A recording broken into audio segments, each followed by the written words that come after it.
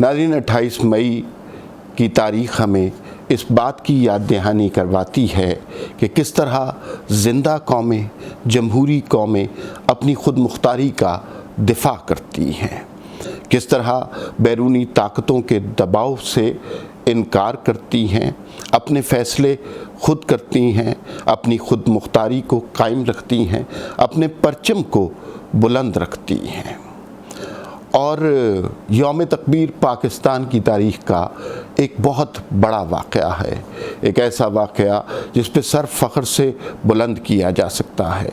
लेकिन अलमिया हमारी तारीख़ का ये है कि जिस शख्स ने भी पाकिस्तान के मोहसिन होने का सबूत दिया, हमने उसे गद्दार बना दिया। और वो सारे लोग जो गद्दार रहे, जो आइन शिकन और वतन फरोश थे, उनको हमने मोहसिन पाकिस्तान बनाकर पेश किया। आज से 2 दहाइयाँ कबल या इससे भी कुछ ज़्यादा अरसा भारत ने पहली दफ़ा एटमी धमाके किए, 5 एटमी धमाके किए, और उसके बाद पाकिस्तान पर बहुत ज़्यादा प्रेशर पड़ गया। नवाज शरीफ साहब की उस वक्त हुकूमत थी और यहाँ पर जितने लोग थे वो लर्ज़ां थे, खौफज़दा थे। लेकिन हम पर बहुत ज़्यादा इंटरनेशनल प्रेशर भी पड़ गया था।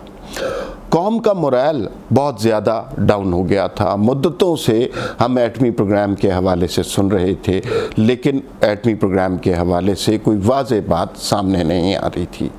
भारत ने जब एटमी धमाके किए, उसके बाद पाकिस्तान के पास एक विजिबल अपॉर्चुनिटी थी अपने आप को एक एटमी क़ुव्वत के तौर पर मुतारिफ़ करवाने की, लेकिन ये काम इतना सहल नहीं था और इसकी राह में बहुत सारी रुकावटें हायल थी।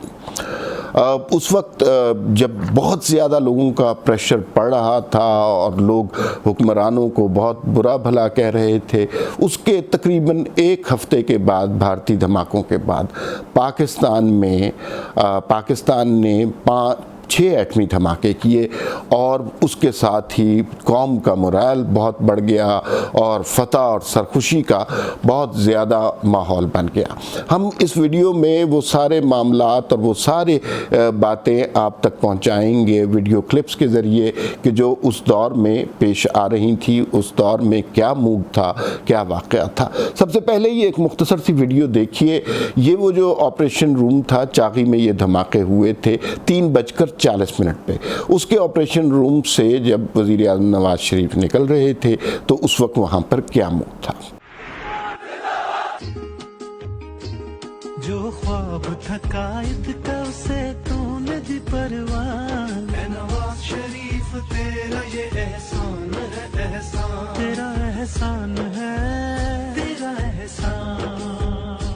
ज़ाहिर है बहुत ज़्यादा खुशी थी। हमें पहली दफ़ा ये एहसास हो रहा था कि हम एक ख़ुद मुख्तार कौम हैं, हम अपना दिफा कर सकते हैं, हम पर कोई पजमुर्दगी, उदासी और डिप्रेशन नहीं तारी, हम कमज़ोर नहीं हैं, हम दबे हुए लोग नहीं हैं, हम एक बावक़ार कौम हैं और बावक़ार कौमें अपने वतन का दिफा करना जानती हैं। उस वक्त नवाज शरीफ साहब ने एक खिताब कौम से भी किया था। वो जो कौम से खिताब था उसकी एक क्लिप आपके लिए। गुज़श्ता दिनों भारत ने जो एटमी तजुर्बात किए, आज हमने उसका हिसाब भी चुका दिया है और 5 कामयाब एटमी तजुर्बात किए हैं। डॉक्टर अब्दुल कदीर खान, मोहसिन पाकिस्तान उन्हें कहा जाता है, और वो जो पाकिस्तान का एटमी प्लांट था और जो सारा प्रोग्राम था उसकी सरबराही उनके सुपुर्द थी। पाकिस्तान में उनकी बेइंतहा पजीराई हुई, बेइंतहा उनको इज़्ज़त मिली और उनको कौमी असम्बली से खिताब करने का भी मौका मिला। उन्होंने खिताब में क्या कहा ये देखिए, और कौमी असम्बली में जो मेंबरान थे उनका मूड भी देखिए। जनाब वज़ीर आज़म मोहम्मद नवाज शरीफ की शख्सियत से आज पूरी तरह वाकिफ हैं। दुनिया भर की मुखालफत और प्रेशर के बावजूद वज़ीर आज़म ने जिस बहादुरी, जवामर्दी और मुहब्बुल वतनी का सबूत दिया है, मौजूदा तारीख में उसकी मिसाल नहीं मिलती।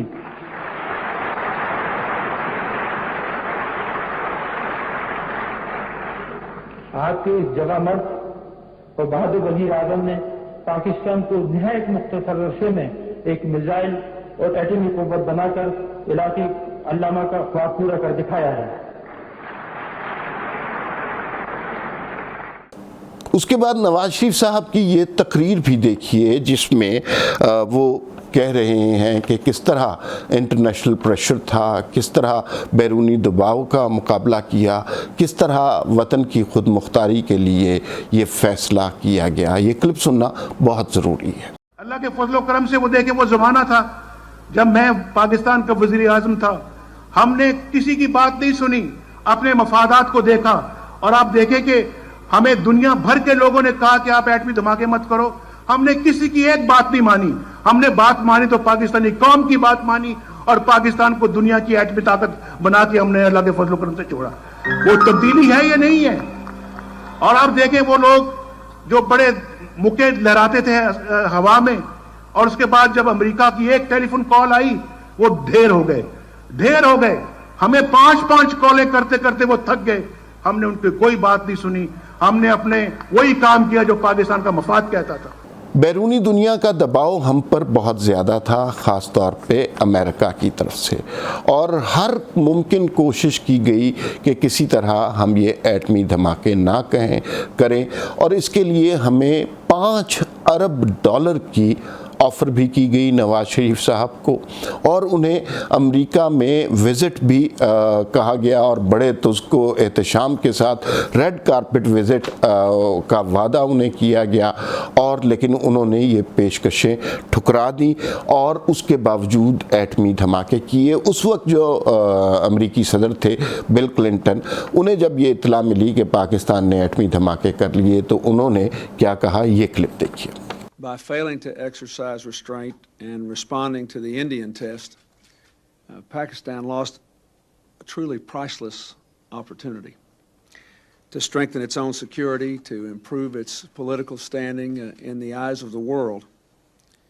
And although Pakistan was not the first to test, 2 wrongs don't make a right.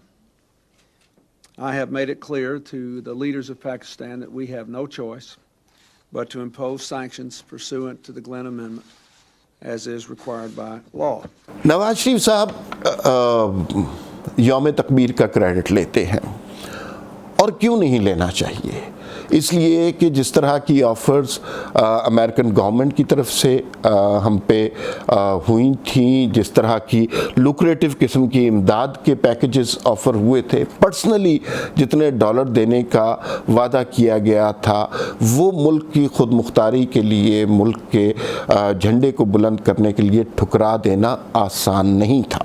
اور ہماری تاریخ میں ایسی روایات بھی رہی ہیں بدقسمتی سے کہ جب ایسا بھی ہوا کہ ہم ایک امریکی کال پر ایک ڈکٹیٹر کے ہاتھوں ڈھیر ہو گئے، اور پھر جو انہوں نے ہمارے ساتھ کیا ہم وہ ڈیزرو کرتے تھے۔ انہوں نے ہم سے غلاموں کی طرح بدتر سلوک کیا۔ ان کے کہنے پر ہم جنرل مشرف کے دور میں اپنے لوگ پکڑ پکڑ کر ان کے حوالے کرتے رہے، ہمارے ہاں سے ہی ڈرون اڑتے تھے، اور ان میں ہمارے لوگ ہی مارے جاتے تھے، اور ہم ہی فارن آفس کی طرف سے احتجاج کرتے تھے۔ یہ ملکی خود مختاری کے ساتھ کتنا بڑا ظلم تھا۔ نواز شریف اس سارے واقعے کا کس طرح کریڈٹ لیتے ہیں، اور کس طرح ڈکٹیٹروں کی داستان اور جمہوری وزیر اعظموں کی داستان بتاتے ہیں۔ پاکستان الحمدللہ ایسی قوت بن چکا ہے کہ دشمن کوئی بھی ہو پاکستان پہ میلی آنکھ سے نہیں دیکھ سکتا۔ اس کی بنیاد ذوالفقار علی بھٹو نے رکھی۔ ایک منتخب وزیر اعظم، ایٹمی قوت کس نے بنایا؟ ایک منتخب وزیر اعظم۔ دنیا کو بھی ساتھ لے کے چلے، ایٹمی قوت بھی بن گئے، اور دنیا بھی ہم سے روٹھی نہیں۔ یہ ہوتی ہے ڈپلومیسی۔ کسی مشرف کی طرح سے ہم ایک ٹیلی فون کال کے اوپر نواز شریف لیٹ نہیں گیا۔ کسی مشرف کی طرح سے ہم نے پاکستان کے مفادات کا سودا نہیں کیا۔ دوسرے آنکھ کے تارے بن گئے، اور نواز شریف جو ہے نا وہ آپ کی نظر میں پاکستان کا کوئی سب سے بڑا دشمن بن گیا ہے۔ یہ کہتے ہیں، یہ سمجھتے ہیں مجھے غدار تک کہہ ڈالا۔ آج جو کتابیں سامنے آ رہی ہیں ان کے بارے میں آپ کی کیا رائے ہے؟ یہ جو 28 مئی کا واقعہ تھا، اس سے سب سے اہم کام یہ ہوا کہ خطے میں بیلنس آف پاور ہو گیا۔ فرض کیجئے کہ بھارت دھماکے کر دیتا اور پاکستان ایٹمی دھماکے نہ کرتا تو یہ بیلنس آف پاور ختم ہو جانا تھا، بھارت بہت بڑی قوت بن جانا تھا اور ہمیں اس کے سامنے سرنگوں ہونا پڑنا تھا۔ اور اسی وجہ سے جب یہ دھماکے ہوئے تو بھارت کی، جس وقت یہ خبر آئی تو بھارت کی کانگریس میں سیشن ہو رہا تھا، وہاں پر ماتم کی کیفیت ہو گئی اور وہ سیشن جو ہے ختم کر دیا گیا، اور وہاں پر لوگ بالکل ششدر رہ گئے کہ کسی کو توقع نہیں تھی کہ پاکستان اتنی بہادری اور دلیری کا کام کرے گا، لیکن کیا۔ اور اس کے بعد حالات اتنے جو ہیں بھارت کے لیے مشکل ہو گئے کہ بھارتی صدر وزیر اعظم واجپئی کو پاکستان آنا پڑا اور پاکستان کی طرف دوستی کا ہاتھ بڑھانا پڑا۔ اور یہ بھی آپ سن لیجیے۔ پریزیڈنٹ کلنٹن نے تو مجھے خاص طور پہ $5 ارب ساتھ پیش کیے۔ میں نے کہا پریزیڈنٹ کلنٹن صاحب، آپ نے ہماری غیرت کا غلط اندازہ لگایا ہے۔ اور میں سن کے بڑا حیران ہوتا تھا۔ ہندوستان کے ٹیلی ویژن سے کیا کہا جاتا تھا؟ ہم پاکستان کو تمیز سے بات کرنا سکھائیں گے۔ میں نے کہا اچھا بھائی ہندوستان آپ بڑے بول رہے ہو۔ پھر 5 دھماکوں کا 6 دھماکوں سے جواب دیا۔ 8 مہینوں کے بعد ہندوستان کے وزیر اعظم واجپئی خود چل کر پاکستان آئے۔ یہ ساری ویڈیوز آپ نے دیکھی، ہم نے کوشش کی کہ یہ ساری تاریخ آپ کے سامنے دہرا دیں، لیکن موجودہ دور کا المیہ یہ ہے کہ اب کوئی خود مختاری کے بارے میں، کوئی ملکی دفاع کے بارے میں نہیں سوچتا۔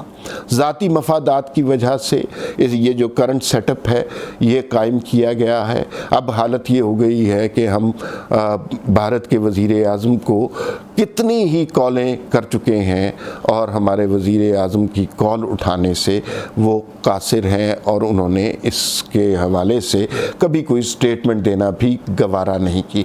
ہم کہاں وہ دور تھا جب واجپئی صاحب خود دوستی کا ہاتھ بڑھانے پر مجبور ہو گئے اور پاکستان کے وزٹ پہ آئے، اور کہاں ہماری یہ حالت ہو گئی ہے کہ ہم فون کر رہے ہیں اور ہمیں فون کا جواب نہیں مل رہا۔ دوسری جانب جو بائیڈن ایڈمنسٹریشن ہے، انہوں نے ابھی تک ہمارے فارن آفس کی تمام تر کوششوں کے باوجود ہماری مبارکباد قبول کرنے سے انکار کر دیا، اور جس دن انہوں نے یہ 1 منٹ کی کال ریسیو کر لی اس دن وہ یہ ہمارا بہت بڑا کارنامہ سمجھا جائے گا۔ پاکستان کی تاریخ کو دیکھیں تو کتنا المناک دور ہمیں نظر آتا ہے کہ پاکستان کے جو ایٹمی پروجیکٹ کے حوالے سے جتنی پرسنالٹیز تھیں ان سب کو ہم نے عبرت کا نشانہ بنا دیا، چاہے وہ ذوالفقار علی بھٹو ہوں، چاہے وہ نواز شریف ہوں، چاہے وہ عبدالقدیر خان ہوں، چاہے وہ ڈاکٹر سمر مبارک مند ہوں۔ ان سب لوگوں کا ہم نے کیا حال کر دیا، اور جو یہ قوم کے محسن تھے اور انہوں نے پاکستان کے ساتھ وفا کی، لیکن اس وفا کی سزا انہیں کیا ملی؟ اور وہ لوگ جو قوم کے محسن نہیں تھے، جنہوں نے آئین سے غداری کی، ان کا شکریہ ادا کرتے کرتے ہمارے میڈیا کی زبانیں نہیں تھکتی۔ یہ بہت ہی المناک بات ہے۔ یوم تکبیر 28 مئی اتنا بڑا واقعہ ہے کہ یہ 65 کی جنگ اور 71 کی جنگ سے بڑا واقعہ ہے، اور اس کو سیلیبریٹ کرنا چاہیے۔ لیکن آج آپ دیکھ رہے ہیں کہ پورے ملک میں یوم تکبیر کے حوالے سے کوئی تقریب نہیں ہو رہی، اور کوئی سرکاری سطح پر اس کو سیلیبریٹ نہیں کیا جا رہا، اس لیے کہ ہم خوفزدہ لوگ بن گئے ہیں، ہم امریکہ کے غلام بن گئے ہیں، ہمیں ان کی اطاعت کی ضرورت ہے، ہمیں اپنے محسنوں کا شکریہ ادا کرنے کی فرصت ہی نہیں ہے۔